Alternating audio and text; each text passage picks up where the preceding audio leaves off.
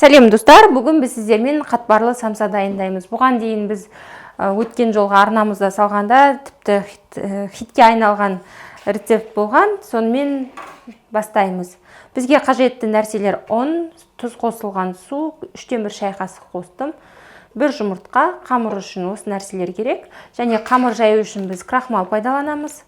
Қатпарлы самсаның нағыз қытырлап, үгіліп шығуына бірден-бір керек осы крахмал. Және салмасына тауық етінен сәл көптеу шығатындай пияз, тұз, бұрыш қалауымызша, және оны қуыруға зәйтүн майы керек. Қамырдың ортасына жағатын сары майды біз алдын ала ертіп, суытып қойдық. Сонымен сары май керек. Барлығы осы, сонымен біз бастаймыз.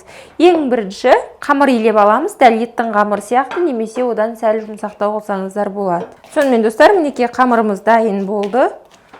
Осындай біраз жұмсақтау қамыр иледік. Оның барлығын өзіне сіңіріп алады қазір. Және бұны біз полиэтиленді қалтаға салып, бір 15-20 минут көлемінде қоя тұрамыз.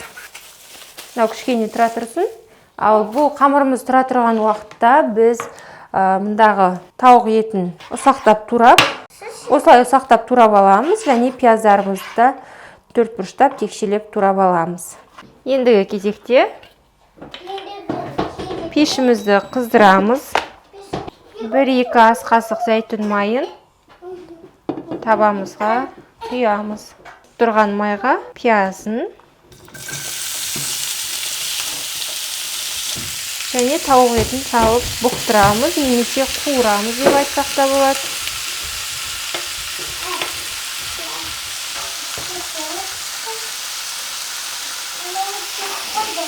Қалауымызша тұз және бұрыш саламыз.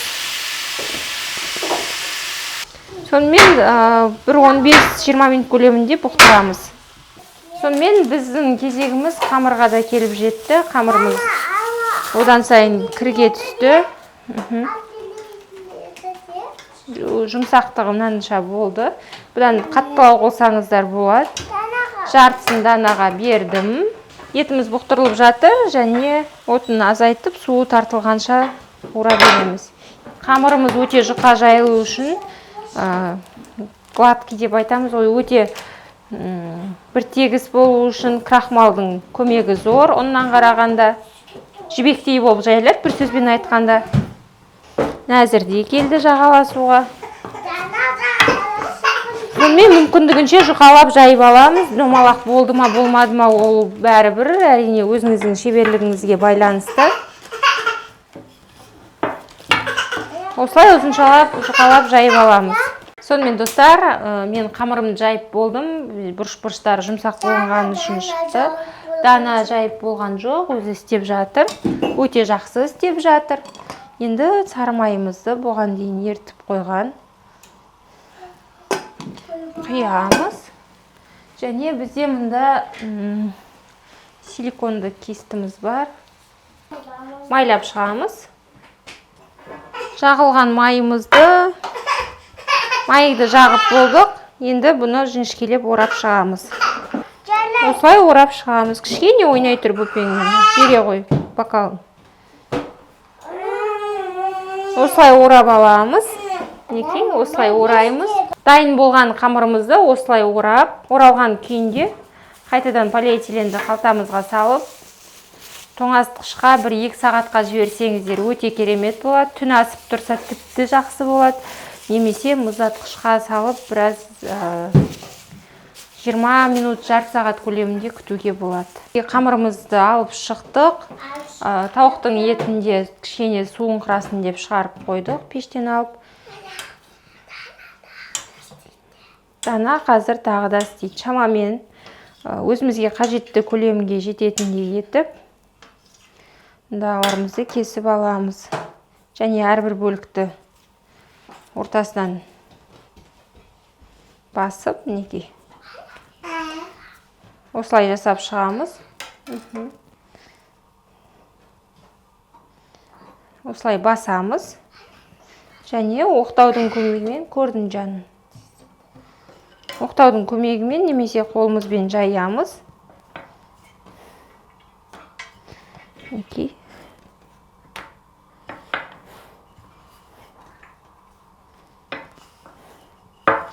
Шамамен алақандай көлемі. Солай етіп бірнешеуін жайып аламыз. Қамырларымыз дайын болды. Дана болған жоқ. Дананың қамыры әлі дайын болмай жатыр. Ендігі кезекте біз пісіп тұрған тауық еттерін мөлшермен, яғни Дана бит алады екен, бит созып.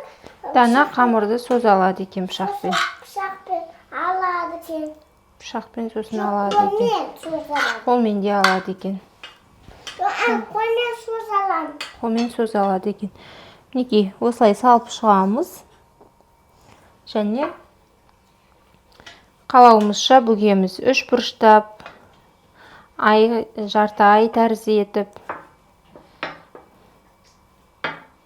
Дана шашы кішкене өсті, мен сақты өспей жатыр. Сосын күлін Дананың шашы. Сосын күлін сақты. Шашылды, оны киіп жүрді. Дананың клоун сияқты шашы бар. Шашы тез өспей жатыр. Кеше барып ұзын шаш сатып алды Рапунцельдікіндей. Айтты мәне бәрін. Соны билегенде киеді. Соны билегенде киеді. Мінекей, осылай қалауымызша бүгеміз және анда дайындаған пешіміздің қалыбына саламыз. Біз барлығын бүгіп болдық. Және 160 градуста қызып тұрған, 140-160 градуста қызып тұрған пешімізге саламыз. Мінекей, төменгі жағынан қарай орналастырамыз. Мінекей. Бетіне қалауыңызша жұмыртқа жағуға болады. Мен жақпадым, себебі тауықтың өзі, тауық етінің дәмі бар. Сол жеткілікті деп санадым.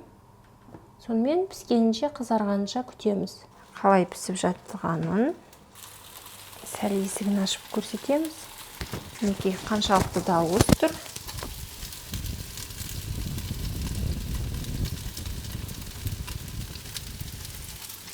Осындай самсамыз пісіп жатыр. Сонымен достар, біз пешімізден алып шығамыз. Пісті әбден. Мінекей, алып шықтық. Қазір біреуін тоқтай тұр жан. Мінекей, кез келген біреуін алып. Жарайды жаным, бір-екеуін алып суытып қоя тұрамыз. Ол ортасы ашылып кетті жаным. Солай қоя сал. Күйқама, ыстық жаным. Кішкене бір 5 минуттай біз суығанын күтеміз. Піскен самсамызды жеуге келеміз. Дана жеп көрсетеді оны бізге. Мама. Мінекей, ортасын көрсетші, қане бері қарай. Қойдым. Сені көрмей тұрмын ғой мен. Енді жақындатамыз. Осындай самсамыз дайын болды. Өте үлбіреп тұрады. Ортасындағы салмасын неше түрлі етіп дайындап, еттен, картошкадан тағы да басқа нәрселерден жасауыңызға әбден болады.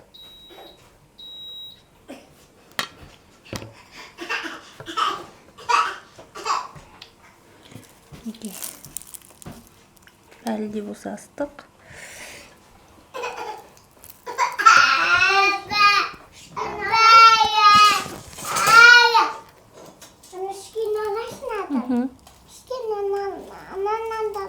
Мінекей, осындай болып үзіліп тұрған самсамыз дайын болды. Мінекей достар, қытырлақ самса, қатпарлы самса. Астарыңыз дәмді болсын достар.